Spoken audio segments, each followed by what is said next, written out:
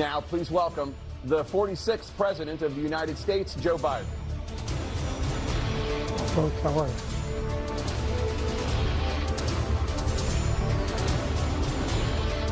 Great to be here. Thank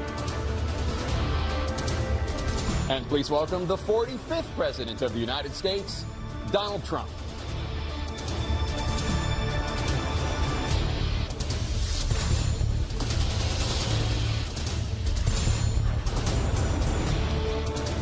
Gentlemen, thanks so much for being here. Let's begin the debate, and let's start with the issue that voters consistently say is their top concern, the economy. President Biden, inflation has slowed, but prices remain high. Since you took office, the price of essentials has increased. For example, a basket of groceries that cost $100 then now costs more than $120. And typical home prices have jumped more than 30%. What do you say to voters who feel they are worse off under your presidency than they were under President Trump? We got to take a look at what I was left when I became president, what Mr. Trump left me. We had an economy that was in free fall. The pandemic was so badly handled. Many people were dying. All he said was, it's not that serious. Just inject a little bleach into your arm.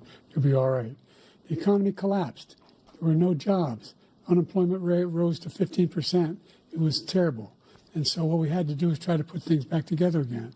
And that's exactly what we began to do. We created 15,000 new jobs. We brought out the position where we have 800,000 new manufacturing jobs. But there's more to be done.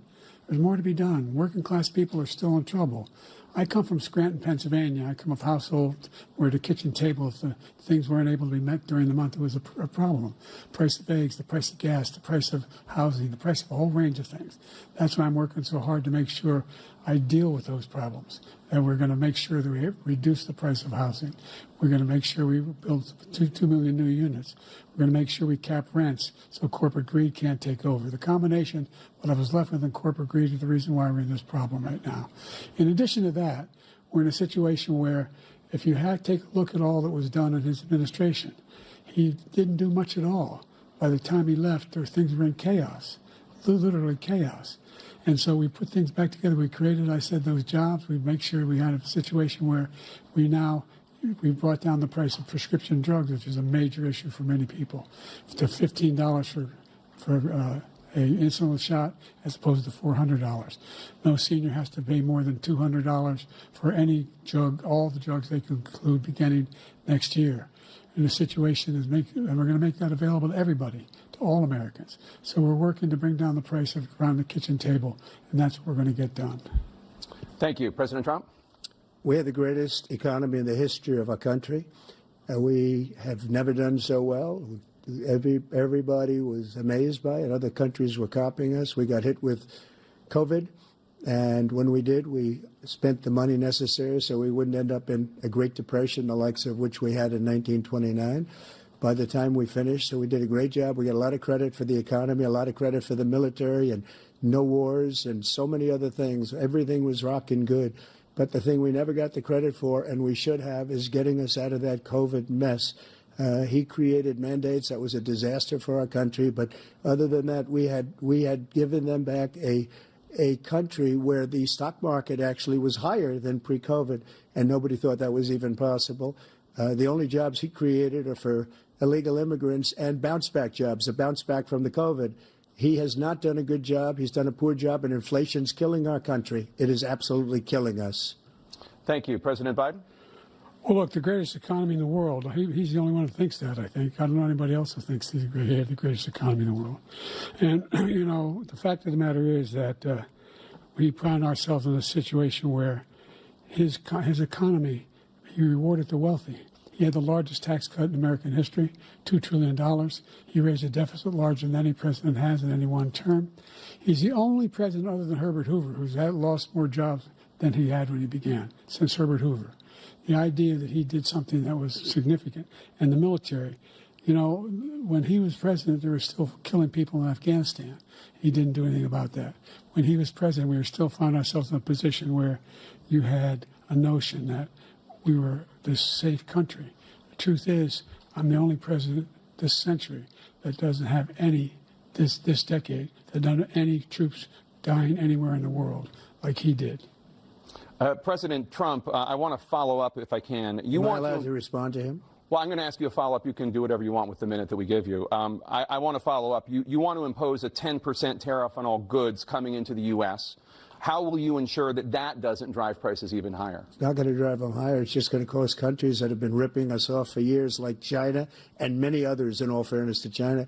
It's going to just force them to pay us a lot of money, reduce our deficit tremendously, and give us a lot of power for other things. But he made a statement. The only thing he was right about is I gave you the largest tax cut in history. I also gave you the largest regulation cut in history. That's why we had all the jobs. And the jobs went down, and then they bounced back, and he's taking credit for bounce-back jobs. You can't do that. He also said he inherited 9% inflation. No, he inherited almost no inflation, and it stayed that way for 14 months.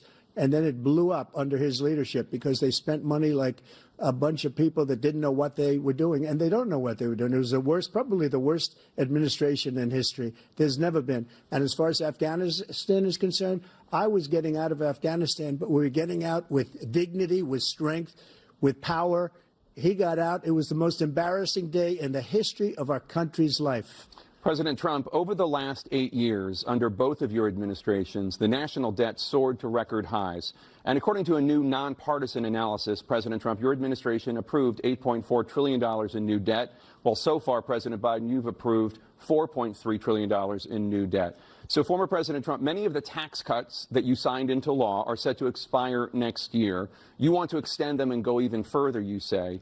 With the U.S. facing trillion-dollar deficits and record debt, why should top earners and corporations pay even less in taxes than they do now? Because the tax cuts spurred the greatest economy that we've ever seen just prior to COVID. And even after COVID, it was so strong that we were able to get through COVID much better than just about any other country.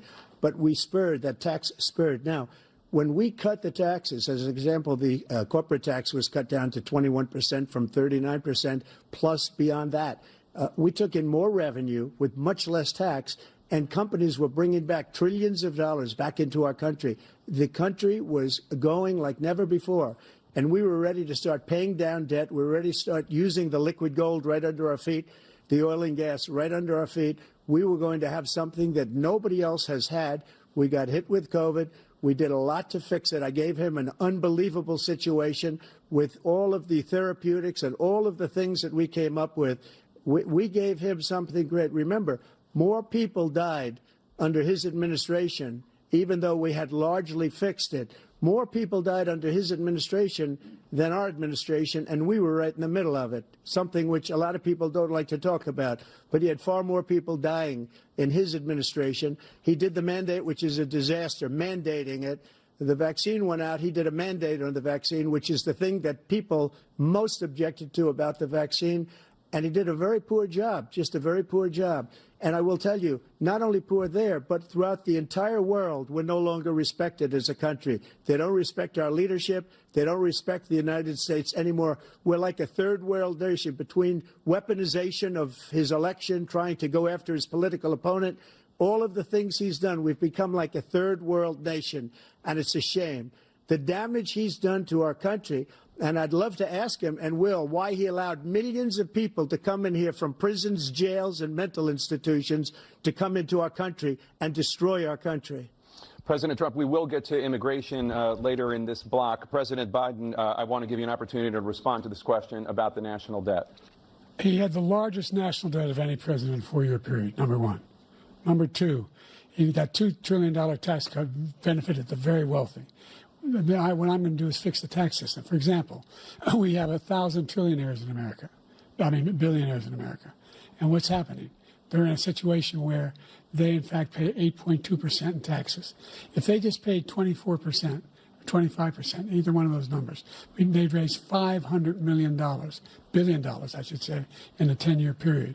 We'd be able to wipe out his debt. We'd be able to help make sure that all those things we need to do, child care, elder care, making sure that we continue to strengthen our health care system, making sure that we're able to make every single solitary person eligible for what I've been able to do with the COVID, with dealing with everything we have to do with, look, if we finally beat Medicare. Thank you, President Biden. President Trump?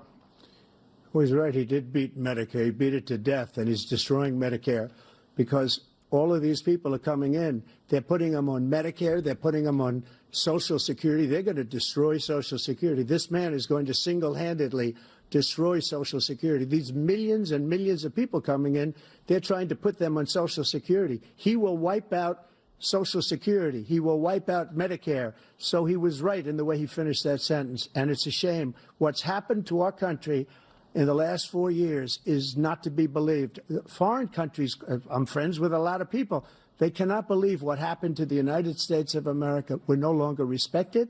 They don't like us. We give them everything they want, and they think we're stupid. They think we're very stupid people. What we're doing for other countries, and they do nothing for us. What this man has done is absolutely criminal.